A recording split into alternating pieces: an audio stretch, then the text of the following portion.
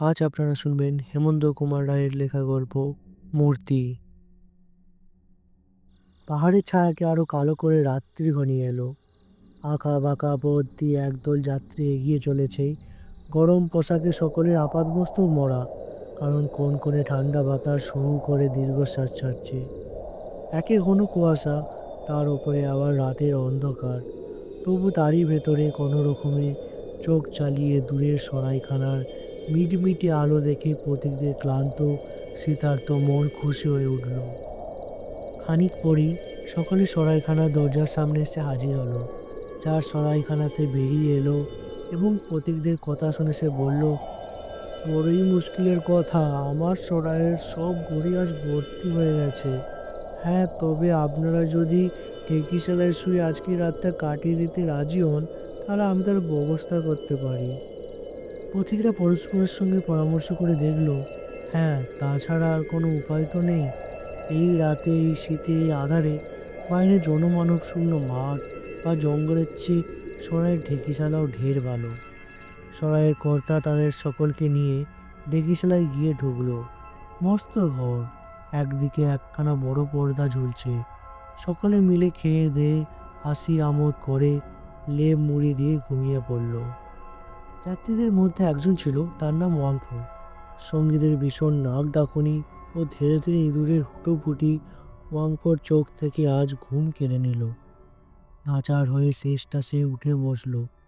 London জেলে একখানা বই বার করে পড়াশুনোয় আজকের রাতটা কাটিয়ে দেবে বলে স্থির করলো। কিন্তু পড়াতেও তার মন বসল না। নিশুতি রাত, বাইরের গাছপালার ভেতরে বাতাসও যেন নিবিড় অন্ধকারে ভয় পেয়ে স্তব্ধ ও স্তম্ভিত হয়ে আছে। এত বড় ঘরে ওয়াংফোর ছোট্ট লণ্ঠনটা টিম টিম করে জ্বলছে। সে যেন তার আলো দিয়ে অন্ধকারকেই আরো ভালো করে দেখতে যায়। ক্রমে ওয়াংফোর গা যেন ছমছম করে উঠল। তার মনে হলো ঘরের অধিককার অন্ধকার যেন কি একটা ভীষণ আকার ধারণ করবার চেষ্টা করছে। অন্ধকার যেন পাক খাচ্ছে, ধড়ফড় করে নড়ছে। হঠাৎ ওয়াংফোর মনে হলো যে পর্দার পিছনে যেন কাঠের কি একটা মড়মড় করে ভেঙে গেল। তারপরই পর্দাখানা একটু দুলে উঠল, তারপরই আবার নিঃসাড়। এসব কি কাণ্ড! ওয়াংফো আর বই পড়বার চেষ্টা করলো না। আড়ষ্ট হয়ে পর্দার পানে চেয়ে রইল। খালি চেয়েই রইল, তার চোখে আর পলক পড়ল না। পর্দাখানা আস্তে আস্তে একটু ওপরে উঠল এবং তার পাশ থেকে বেরিয়ে এলো একখান রক্তহীন হলদে হাত। তারপর কি যেন ছায়ার মতো একটা কিছু বাইরে এসে দাঁড়ালো। সে যেন বাতাস দিয়ে গড়া কোনো মূর্তি। ওয়াংফোর গায়ে তখন কাঁটা দিয়েছে, মাথার চুলগুলো খাড়া হয়ে উঠেছে। সে চেঁচাবার চেষ্টা করলে কিন্তু পারল না। কিন্তু তার হয়ে বাইরে থেকে একটা পেঁচা চ্যাঁ চ্যাঁ করে চেঁচিয়ে রাতের আঁধারকে চিরে যেন ফালা ফালা করে দিল। ধীরে ধীরে সেই বাতাস দিয়ে গড়া মূর্তি স্পষ্ট হয়ে উঠল। ওয়াংফু তখন দেখল পর্দার সামনে দাঁড়িয়ে আছে এক স্ত্রীলোকের মূর্তি। মূর্তিটার ঘরের চারিদিকে একবার চোখ বুলিয়ে নিল। যাত্রীরা পাশাপাশি শুয়ে নিশ্চিত হয়ে ঘুমাচ্ছে। কে যে এখন তাদের ক্ষুধিত দৃষ্টি দিয়ে দেখছে সেটা তারা টেরও পেল না। মূর্তিটা পায়ে পায়ে এগিয়ে এলো। তারপর একজন যাত্রীর মুখের কাছে হেঁট হয়ে পড়ে কি যে করলো তা কিছুই বোঝা গেল না। মূর্তি দ্বিতীয় যাত্রীর কাছে এসে দাঁড়ালো। তার চোখ দুটো দপ দপ করে জ্বলছে এবং মুখখানা এক ভয়ঙ্কর হাসিতে ভরা। মূর্তি আবার হেঁট হয়ে পড়ল এবং দ্বিতীয় যাত্রী টুটি কামড়ে ধরল। ওয়াংফু আর পারল না। বিকট চিৎকার করে উঠে দাঁড়ালো এবং তীর বেগে ঘরের দরজা খুলে বাইরে বেরিয়ে গেল। পথ দিয়ে ওয়াংফু চিৎকারের পর চিৎকার করতে করতে ছুটতে লাগলো।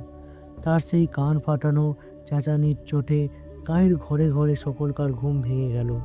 কিন্তু এ রাতে বাইরে এসে কেউ যে তাকে সাহায্য করবে, গায়ের ভিতরে এমন সাহসী লোক কেউ ছিল না।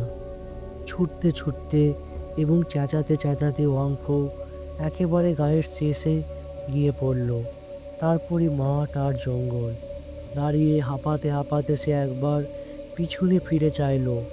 দূরের গাঢ় অন্ধকারের ফুঁড়ে দুটো জ্বলজ্বলে আগুনের ভাটা বেগে এগিয়ে আসছে। ক্রমেই তার দিকে এগিয়ে আসছে। ওয়াংফু আর একবার খুব জোরে আর্তনাদ করে অজ্ঞান হয়ে গেল। চীন দেশে নিয়ম আছে, কেউ মরলে পর ভালো দিনক্ষণ না দেখে তার দেহকে কবর দেয়া হয় না। গাঁয়ের মোড়লের এক মেয়ে মারা পড়েছিল, কিন্তু ভালো দিনক্ষণের অপেক্ষায় তার দেহকে কফিনে পুরে সরাইখানার ঢেকিশালে রাখা হয়েছিল। আজ 6 মাসের ভেতরে ভালো দিন পাওয়া যায়নি। সরাইখানার কর্তা সকালে উঠে যাত্রীদের খোঁজে ঢেকিশালা গিয়ে দেখে দুজন যাত্রী মরে কাঠ হয়ে পড়ে আছে। তাদের গলায় একটা গর্ত, তাদের দেহে এক ফোঁটা রক্ত নেই। পর্দা তুলে সভয়ে সে দেখল যে কফিন গায়ের মোড়লের মেয়ের মরা ছিল, তার তলা খোলা আর ভেতরে মরা নেই। তারপর গোলমাল শুনে গাঁয়ের প্রান্তে গিয়ে সে দেখল ওয়াংফোর মৃতদেহের ওপরে অপুর হয়ে পড়ে আছে মোড়লের মেয়ের মরা। ওয়াংফোর গলায় একটা গর্ত, আর মরার মুখে লেগে আছে চাপ চাপ রক্ত।